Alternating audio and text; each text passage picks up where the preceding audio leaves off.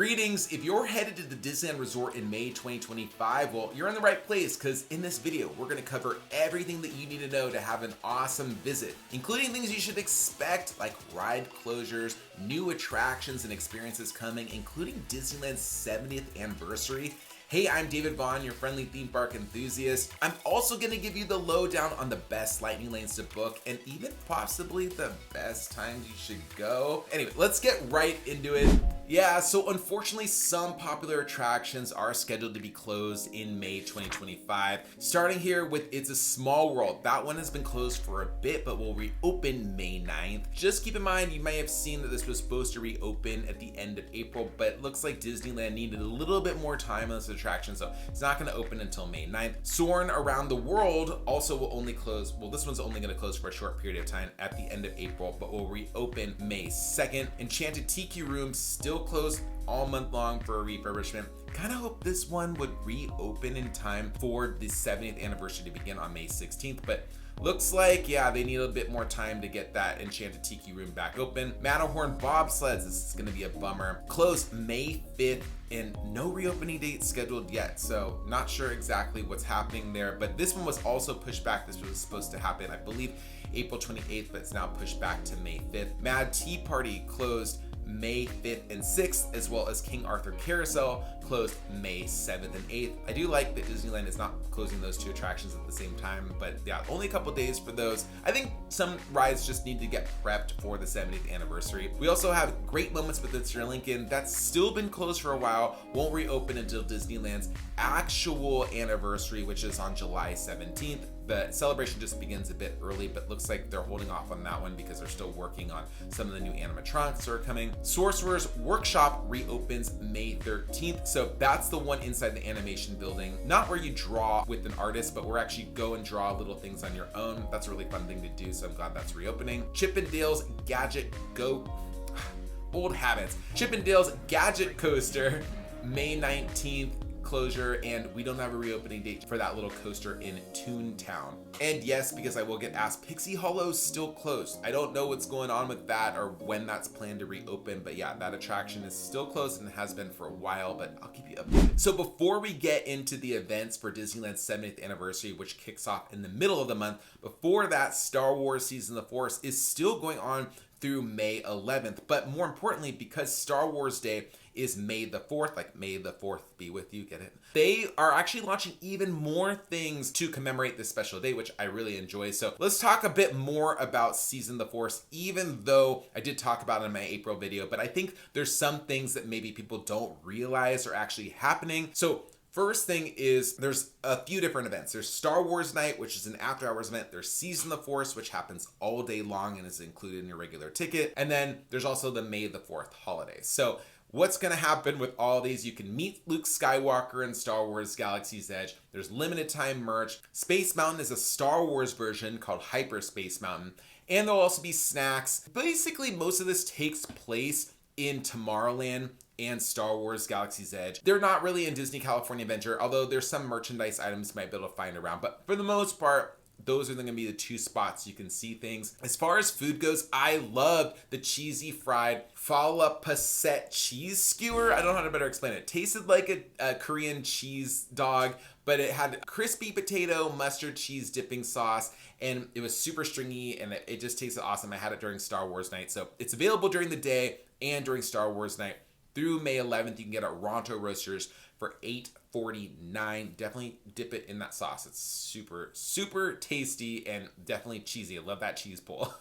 So Star Wars Night takes place after hours. You can meet special characters like Padme, Anakin Skywalker, and so many more. There's droids around. I saw the Emperor standing around, but there's still dates available for this in May. May the 4th is sold out, actual Star Wars Day, but you can get May 1st and May 6th. Tickets are $179 each. It looks like this event's not selling out outside of May the 4th, so we'll see what the future of that's gonna hold, but maybe it's all worth it. We'll see what's gonna happen. I'll link to Star Wars stuff in my description below, and then I'll also put like my video because I have a whole vlog about Star Wars Night. So if you're considering going, I'll show you more. But it's there's tons of stuff to do during the day at Season of the Force. In addition, Savvy's Workshop has a new lightsaber build experience. So if you've already done the lightsaber build experience and you kind of been waiting for Disneyland to do another one, there's gonna be a limited time one which starts on May 4th. It's called Reclaimed and Reforged, and basically it means you're going to be able to build your own lightsaber out of different scraps. It's similar to the one that they had before, but there's a new storyline, and like I said, it is a limited time thing. So if it's something you're interested in, you want to build a different kind of lightsaber, you're going to be able to have different parts, a different story, a different experience. I don't know exactly when this is going to end, when you'll be able to get these salvage materials to build your lightsaber, but I know that you can purchase extra material pieces for your lightsaber, and I do recommend booking in advance on Disneyland's site for Savvy's Workshop, because reservations for things like this do tend to book up. And I'm beginning to ask a lot of questions about the Shadows of Memory Skywalker Saga projections that happen in Galaxy's Edge. People are like, is that also ending May 11th? No, this is an ongoing thing. So about every single night, once or twice a night, they'll play projections in Star Wars Galaxy's Edge right before the fireworks. So usually around like 9 p.m.-ish. And it looks so cool. There's music that goes along with it. It's really a really cool thing near the Millennium Falcon to check out. So I recommend, if you want to see that, get there about 30-40 minutes beforehand, because it's quite popular. It looks super cool. There's also not a ton of space over there, and I wouldn't necessarily go near Docking Bay 7 because sometimes people like to be up higher so they can look over, but they actually have tables and things set up there for people who get a special dining package, which I don't know if I recommend the dining package. It's not really necessary. You can kind of stand anywhere and see the fireworks, but if you want to have seats and eat, that might be a good option for you too. Just check Docking Bay 7 dining package to see what options you can get in the Disneyland app. But yeah, this Skywalker Saga projection show will be ongoing. I do expect it at least through the summer, and I'm sure they'll bring it out in the future. This is definitely something they've invested in. Now on to Disneyland's 70th anniversary, which kicks off May 16th all around the resort. So you're gonna see characters in special outfits like Mickey, Minnie, and their friends on Main Street. You can meet them in their special 70th anniversary outfits. You can also see special decor, specialty snacks,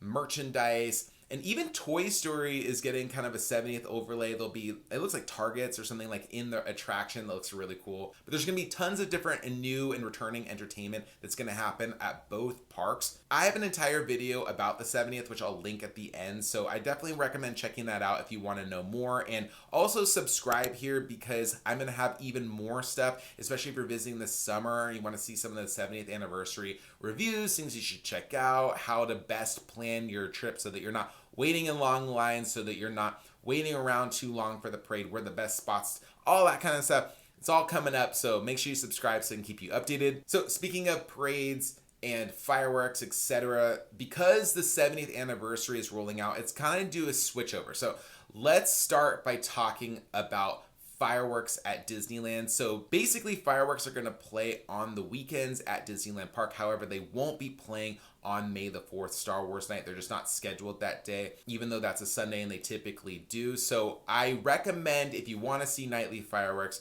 those are going to start after May 16th. Before May 16th, it's just going to basically be on the weekends except for May the 4th, and those will be the Mickey's Mixed Magic with fireworks. However, starting May 16th, the Wondrous Journeys with fireworks returns. I love the show. It's one of my favorite Disney nighttime spectaculars ever that I've ever seen. The music's great, the fireworks are amazing, the moments are just really breathtaking. So it's gonna be a really cool show to have back for the summer, but we're also not seeing Fantasmic for May the 4th as well. And it should be playing every single night, even after May. There might be a few exceptions, but that's what it's scheduled right now. Fantasmic has a very similar schedule. It's supposed to play weekends until May 16th, and then it plays nightly. But this will take place most days during the day at 1:30 p.m. and again at 2:45 p.m. And then Paint the Night, my favorite nighttime parade ever, returns to Disneyland Park on May 16th, and this will play pretty much every single night, twice at 8:45 p.m. and again at 10:45 p.m., although times are subject to change, so just heads up about that. There will also be a daytime parade returning to Disney California Adventure. The Pixar Pals